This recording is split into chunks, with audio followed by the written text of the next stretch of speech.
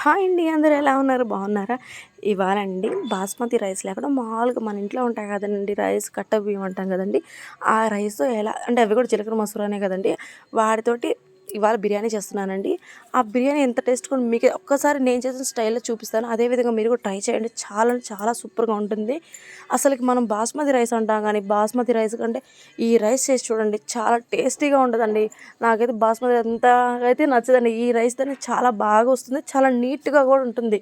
నాకైతే మంచిగా కూడా నచ్చుద్ది. అదేవిధంగా ఇప్పుడు నేనండి ఒక హాఫ్ కిలో చికెన్ తీసుకున్నాను. అదేవిధంగా దాంట్లో కొంచెం సాల్ట్, కొంచెం కారం, కొంచెం వచ్చి పసుపు వేసుకున్నాను.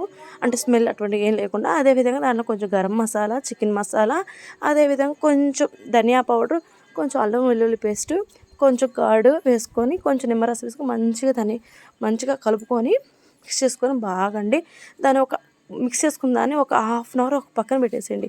అప్పుడు ఏంటంటే ముక్కలకు మంచిగా అన్నీ వెళ్తాయంటే ఉప్పు కారం బాగా పట్టి చాలా టేస్ట్ అయితే అసలు మనం కర్రీ చేసేంత టేస్ట్లోనే ఉంటుందండి. అంటే బిర్యానీలో పీసెస్ ఏమంటారు అంటే అవి ఉప్పు లేవంటారు కదా, అట్లా అయితే ఉండదు, చాలా బాగుంటుంది. అదేవిధంగా తర్వాత పక్కన ప్యాన్ పెట్టుకొని ఇప్పుడు మసాలా దినుసులు ఉంటాయి కదండి, అవన్నీ అంటే షాజీరా, చెక్క మొగ్గ అవన్నీ వేసేసుకున్న తర్వాత అదేవిధంగా కొంచెం తర్వాత అండి అవన్నీ వేగిన తర్వాత కొంచెం ఆనియన్స్ అండి, నేను ఒక 3 ఆనియన్స్ తీసుకున్నాను. 3 ఆనియన్స్ వేసేసుకున్న తర్వాత కొంచెం మసాలా వేసుకోవాలి, అల్లం వెల్లుల్లి పేస్ట్. ఆ మసాలా వేసుకుని బాగా వేయించుకోవాలండి. అంటే అది బాగా వేయించుకున్నాం అనుకోండి రెడ్గా వస్తుంది మనకి. అంటే ఎటువంటి కలర్స్ అయితే వేయనక్కర్లేదు. అదేవిధంగా తర్వాత దాంట్లో టొమాటోస్ మంచిగా ఒక 4-5 టమాటాస్ తీసుకోండి. మంచిగా వాటిని కూడా స్మాష్ చేసుకున్న తర్వాత బాగా కలిపేసేసుకొని వాటిలో కొంచెం గరం మసాలా, అదేవిధంగా ధనియా పౌడర్ వేయండి. అంటే చికెన్ మసాలా అయితే అవసరం లేదు. అవి రెండేసి కొంచెం ఘాటు వేసేసాయి అనుకో, తర్వాత మనం కలిపెట్టుకున్న ఈ పీసెస్ని దాంట్లో మిక్స్ చేసేసుకోండి. మిక్స్ చేసేసుకున్న తర్వాత అంటే ఒక 10-15 మినిట్స్ సిమ్లోనే ఉంచి మంచిగా కుక్ చేసుకోండి. బాగా కుక్ చేసుకున్నారంటండి చాలా మంచిగా కలర్ఫుల్గా ఉంటుంది. అదేవిధంగా మంచిగా స్మాష్ అయిపోద్ది, మంచిగా ముక్క మెత్తగా అయిపోయిద్ది. అదే అంటే మధ్యలో అంటే 10-15 మినిట్స్ మధ్య కొంచెం కొంచెం కలుపుకుంటూ చేసుకోవాలి. ఈ లోపల మనం కొంచెం రైస్ తీసుకున్నానండి. ఆ రైస్ అండి మంచిగా వాష్ చేసుకొని 3 టైమ్స్ వాష్ చేసుకొని పక్కన నానబెట్టేసుకున్నాను. ఇదిగోండి అదేవిధంగా మంచిగా ఇదిగోండి 1-2-3 సార్లుగా అంటే కింద అడుగు అంటారు కదండి, అది కొంచెం మాడుతుంటుంది. అండ్ మాడిదనుకో స్మెల్ టేస్ట్ మారిపోయిద్ది. అందుకని 1-2 సార్లుగా మంచిగా కలుపుకున్నాం అనుకోండి, అట్లా మూత పెట్టుకుంటూ పెట్టుకుంటే చాలా టేస్ట్ అయితే మంచిగా ఉంటుంది. అది ఆ విధంగా చేసుకున్నది ఉండి కొంచెం నాకు కూడా ఉండి మాడుతుంది. ఆ మాడుగుతూ ఉండడానికి కొంచెం మనకు కావాలంటే కొంచెం వాటర్ కూడా యాడ్ చేసుకోవచ్చు. వాటర్ యాడ్ చేసుకున్నా కొంచెం మంచిగా బాగా కుక్ అవుతుంది. అదిగోండి చూడండి ఎంత మెత్తగా అంటే మెత్తగా అంటే 70% ఉడికితే సరిపోయిద్ది. అంటే 70 కూడా 60 అంటే అనుకోండి సరిపోయింది. ఎందుకంటే మళ్ళీ వాటర్ వేస్తాం కాబట్టి ఆ వాటర్ తోటి మంచిగా కుక్ అవుతుంది.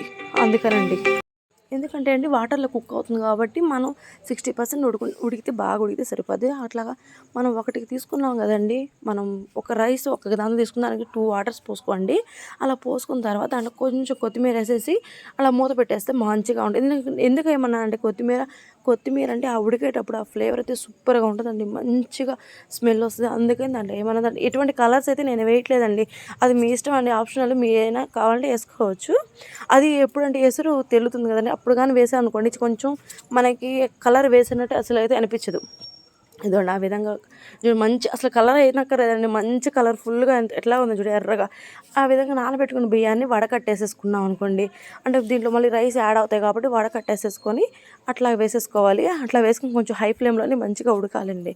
కొంచెం వాటర్ తగ్గేంత వరకు బాగా ఉడికిన తర్వాత అండ్ ఇప్పుడు ఇది ఒక టిప్ ఏంటంటే అండి, ఇప్పుడు మనం చాలామంది కొంచెం వాటర్ ఎక్కువ వేస్తారు కాబట్టి వేసేటప్పుడు కొంచెం సంగటి అయిపోద్ది అన్నం, అంటే ముద్దగా అయిపోద్ది కదా. అందుకని ముద్దగా కాకుండా ఉండాలంటే నేను చెప్పేది ఫాలో అవ్వండి.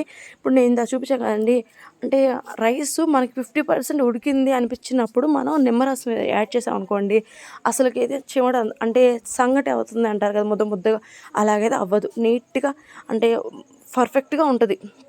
అంటే మెతుకు తగలకుండా అంటారు కదా, ఆ విధంగా అయితే ఫైనల్గా అయితే మన బిర్యానీ అయితే రెడీ అయిపోయింది. చూడండి చాలా టేస్టీగా సూపర్గా అయితే బాగా వచ్చిందండి. కలర్ చూడండి, అసలు ఎటువంటి కలర్ కూడా యాడ్ చేయలేదు కదండి. చూడండి ఎంత బాగా వచ్చిందో. నేను చెప్పినట్లు ఇట్లా ట్రై చేయండి, పర్ఫెక్ట్గా మీకు కూడా చాలా బాగా వస్తుంది.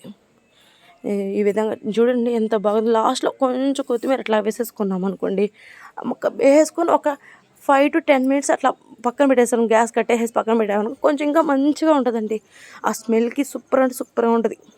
ఇదిగోండి లాస్ట్‌గా ఫైనల్‌గా అయితే ప్లేట్‌లో అయితే వేసేసుకున్నాను. చాలా బాగా అనిపించింది. అందులో ఫుల్ ఆకలేసిందండి. ఫుల్‌గా తినేసేసాను. సూపర్ అంటే సూపర్‌గా వచ్చింది. మా హస్బెండ్ వాళ్ళందరూ తింటున్నారు. సూపర్‌గా ఉందంటున్నారు. ఓకే ఫ్రెండ్స్, బాయ్ అండి. మనకి ఈ వీడియో మీకు నచ్చినట్లయితే లైక్ చేసి, షేర్ చేసి, కామెంట్ చేయండి. కంపల్సరీగా ట్రై చేయండి మీరు కూడా. Okay friends.